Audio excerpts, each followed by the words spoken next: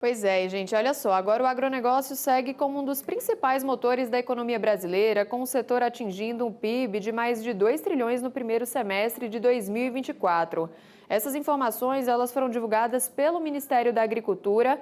O setor agrícola foi responsável por 1 trilhão e 74 milhões do total. Já a pecuária contribuiu com quase 760 bilhões de reais. Esse desempenho reforça a relevância do agronegócio brasileiro, impulsionado pela abertura de novos mercados internacionais desde o início de 2023.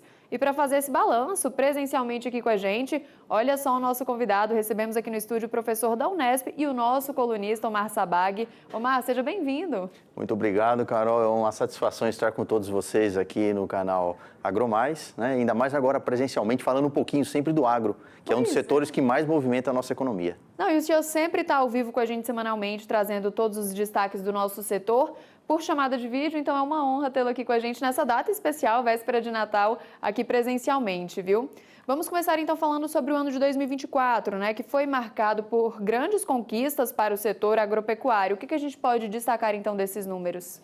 Eu diria o seguinte, Carol, e para todos que nos acompanham aqui pelo AgroManhã. O agronegócio, nós tivemos um crescimento substancial, principalmente no setor de grãos, e inclusive, segundo o próprio Ministério da Agricultura, agora em outubro de 2024, nós tivemos aí uma abertura de 200 novos mercados. Ou seja, nós estamos tendo um bom escoamento e um aquecimento, né? Lembrando que o agronegócio, de uma forma geral para a economia, ele representa aproximadamente 27% do nosso produto interno bruto, ou seja, uma grande expressividade. Não somente em relação àquilo que se é comercializado, mas em relação também ao volume de empregos diretos e indiretos que são gerados no setor, sem dúvida. Pois é, e nós tivemos o maior plano safra da história e avanços das políticas agrícolas para o agro brasileiro, né? Sim, nós tivemos um recorde, principalmente quando a gente fala em volume de investimentos.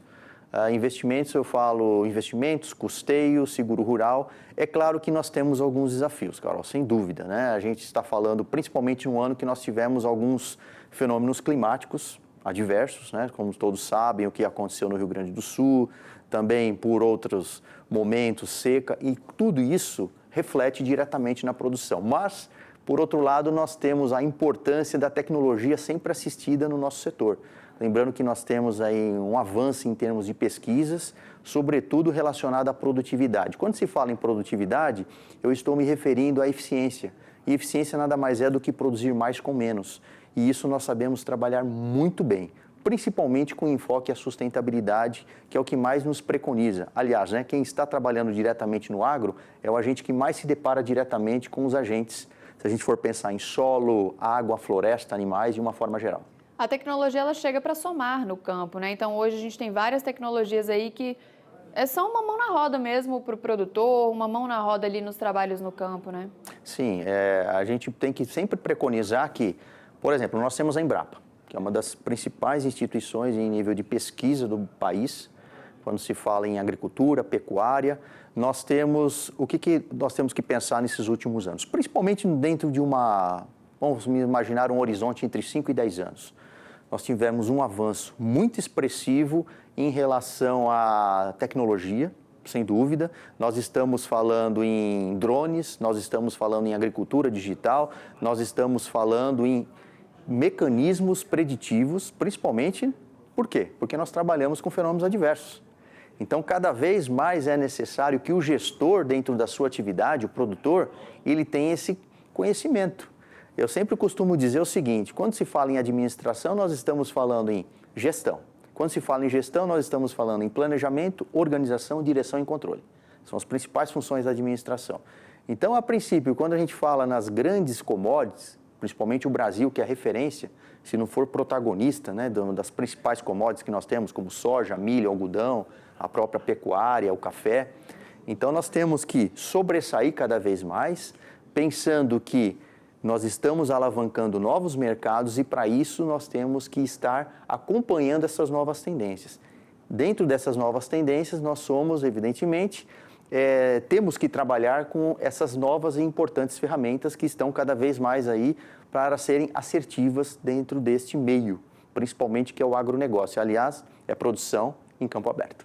É isso, e o produtor sempre está ali se aperfeiçoando, buscando conhecimento para ir acompanhando essas tecnologias e, é claro, levando isso para o dia a dia no campo. E Sabag, na área de energia limpa e transição energética, a gente teve a aprovação da Lei do Combustível do Futuro, que foi sancionada, a lei que regula o mercado de carbono no Brasil. Vamos falar um pouquinho sobre isso também, né? Sim, na verdade é um tema muito recorrente quando a gente fala em descarbonização, né? Isso é muito importante para o mercado do agro no país, até porque isso vai gerar novas ferramentas dentro da economia, né?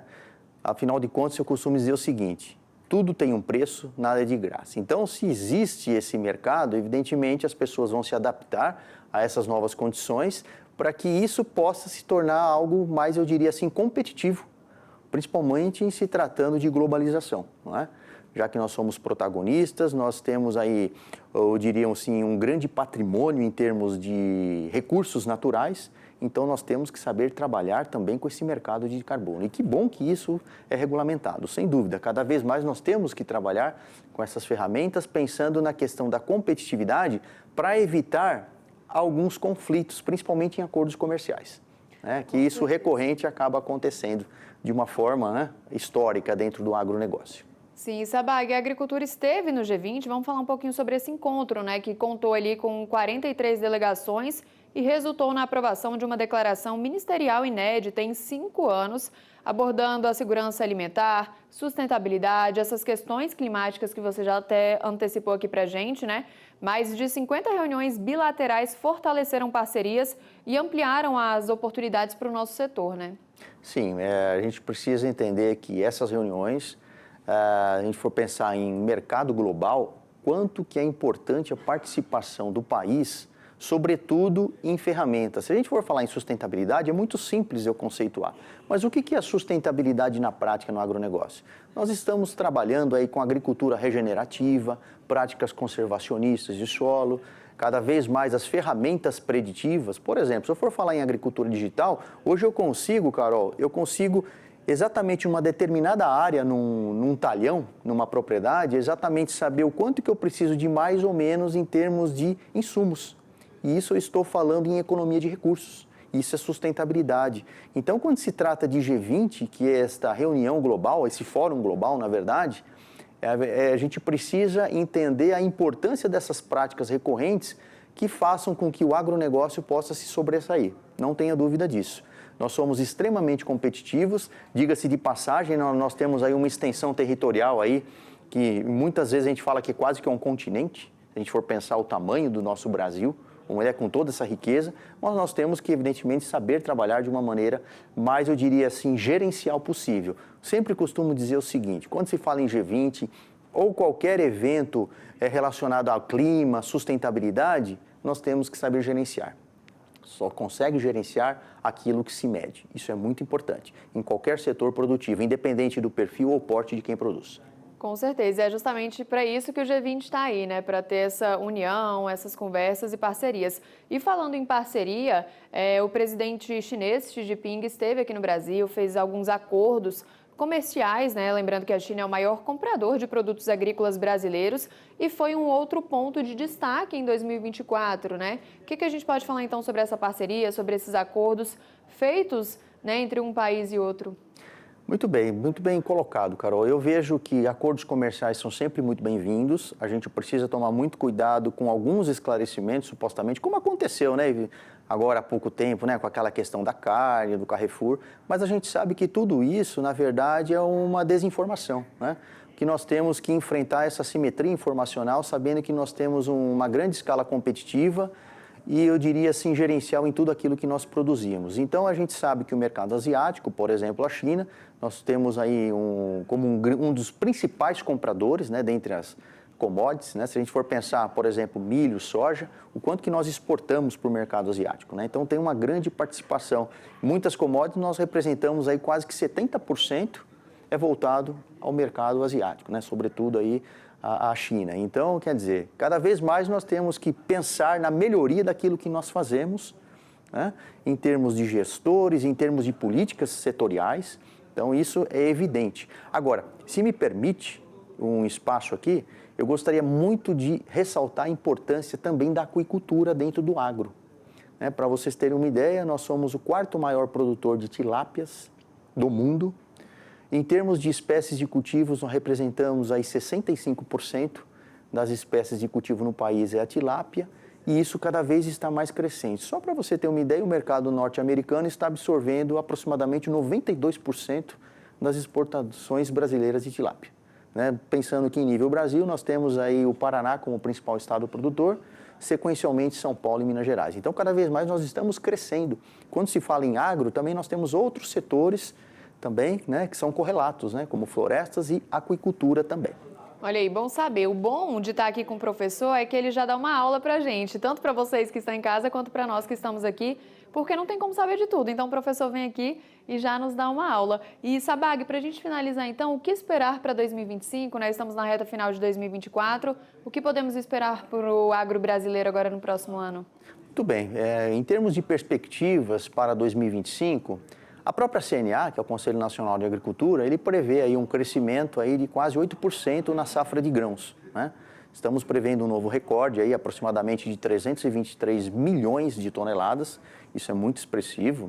Claro que, por tudo, nós temos aí as tecnologias recorrentes. Também nós temos que avaliar a questão cambial, essa questão do dólar. Na verdade, o dólar ele tem uma dupla face. Ele é bom para quem exporta, porque a nossa moeda acaba passando a valer menos em relação à moeda estrangeira. Mas, por outro lado, gera-se uma pressão em relação à compra de insumos importados, principalmente fertilizantes.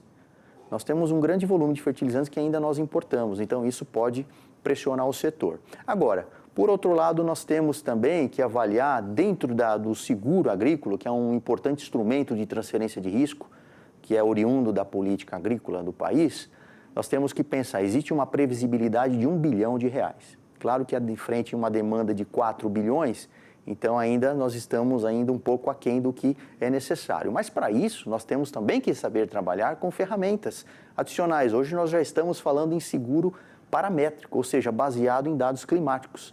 Então, cada vez mais a tecnologia, o conhecimento, a gestão recorrente, ou seja, trabalhar com dados preditivos, sempre trabalhar com ferramentas gerenciais para que a gente possa alavancar dentro dessas adversidades e das dificuldades, porque isso é sempre recorrente. Nós estamos falando em campo aberto, nós estamos falando em mudanças climáticas, não é de um ano para outro que isso vai resolver, mas nós temos que saber trabalhar de uma maneira para que nós possamos tornar mais resilientes dentro do setor produtivo. Então é isso, acho que assim finalizamos o nosso bate-papo. Omar, obrigada pela participação, por ter vindo aqui presencialmente falar com a gente. Eu que agradeço, Carol, e vou falar para vocês um abraço para todos e aproveitando a oportunidade, já desejo um excelente Natal, Nós estamos hoje na véspera de Natal e um ótimo 2025 com muita saúde, paz e alegrias e, claro, conquistas e avanços aí dentro do setor do agro. Professor, aproveitando sua participação aqui, então o Agroabraço vai ser presencialmente, Agroabraço, né, é isso aí. Uai? E a gente pode falar para quem está em casa o porquê desse Agroabraço ou não? Sim, por favor. Conta pra gente, então. Bom, então, por que eu estou aqui hoje na emissora AgroMais? Eu vim aqui em casa de parentes, familiares, para passar o final de ano. Uhum. E aí eu sempre gostei de TV, de rádio, enfim. E por que o Agroabraço, mas é por conta do canal AgroMais? Na verdade, o Agroabraço, ele já remete desde a época que eu falo em rádio, já há uns 8, quase 10 anos, vamos pensar assim. Olha, então eu falava do Agroabraço por conta do agronegócio, que eu já faço alguns podcasts em emissora local, da própria universidade, enfim. Uhum. Então, por conta disso, aí eu falei assim, vou aproveitar fazer uma visita à emissora, Afinal de contas, a gente precisa prestigiar, a quem nos convida, conhecer, a quem nos dá oportunidade para ser colunista junto à emissora. E aí, juntamente, aconteceu também de eu estar aqui ao vivo participando com vocês. E trouxe o Agroabraço num dia especial. Eu e o Valteno, a gente se diverte aqui, a gente brinca. Aí o Valteno, Carol, o Agroabraço, a gente adora. Tá certo. Professor, obrigado. Um Feliz Natal para você também, viu? Muito obrigado para todos nós.